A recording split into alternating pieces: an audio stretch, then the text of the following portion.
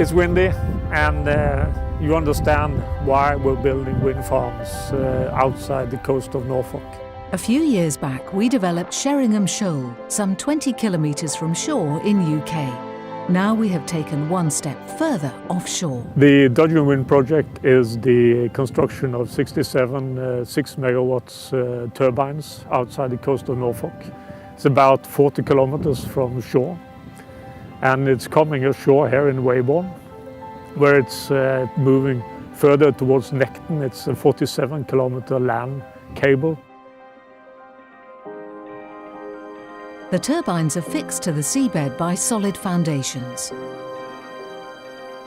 This is one of the 67 monopiles for the Dudgeon project.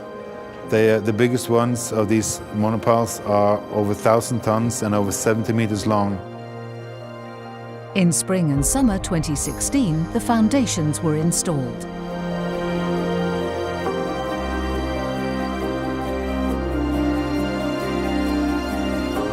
The power generated by the turbines are gathered and transformed by an offshore substation.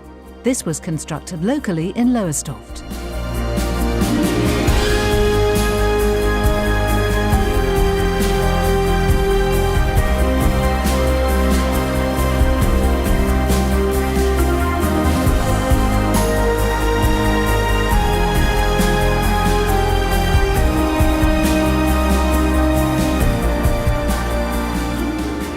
Health and safety-wise, this offshore operation has been a success, as the rest of the foundation installation has been with the SHL part of the project. So that's very good.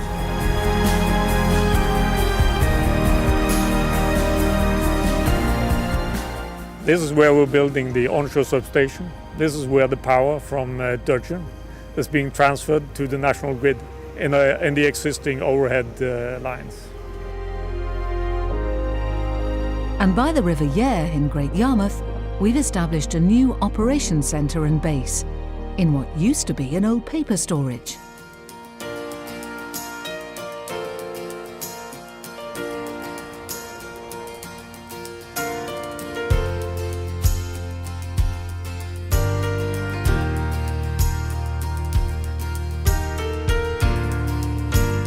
We have come together to name our vessel Esvagt Njord.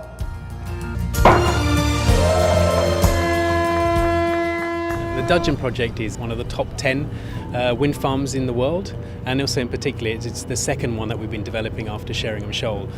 Well, Statoil has a skill set which is perfect for offshore wind. We have marine operations, international supply chain, and we use much of the oil and gas industry expertise actually in wind farms themselves as well. So it's very compatible for us as a large operator in oil and gas.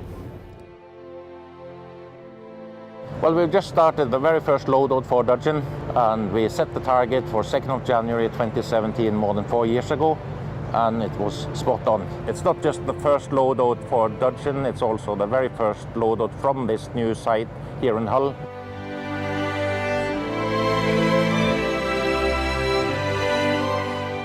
Over 18 months, the project had about 4,000 vessel days. One by one, the turbines were installed and started producing. The brand new service operating vessel, Esvagt Njord, is operating the field with a walk-to-work solution. Due to the distance offshore, we had to come up with something else than day in and out travels every day. The solution to that was the Esvagt Njord, our service operation vessel that stays out there for 14 days and come in for replenishment and goes out again. Now Dudgeon Offshore Wind Farm is ready to power more than 400,000 UK households, and everything is controlled from our operations centre in Great Yarmouth. The control room is set up to monitor the wind farm 24 hours a day, 7 days a week. We monitor all the safety systems offshore. We also monitor the vessels and the radio communications as well, just to make sure that everybody's safe. We have now recruited everyone that is supposed to be here for stable operations. 28 local people have been employed, and we have approximately 70 contractors, also mostly from the UK. It has been quite amazing, and also an experience for a lot of new people coming into the project, and gradually be employed, taking over equipment, learning everything, and then now in full operations. And hopefully we can do more of this in the future. In a successful project, there needs to be a successful cooperation. And in Dudgeon we've had a successful cooperation with the UK government and our partners Statkraft and Mazda. We delivered on time. On the 15th of October we had the ultimate milestone with an official handover to operations.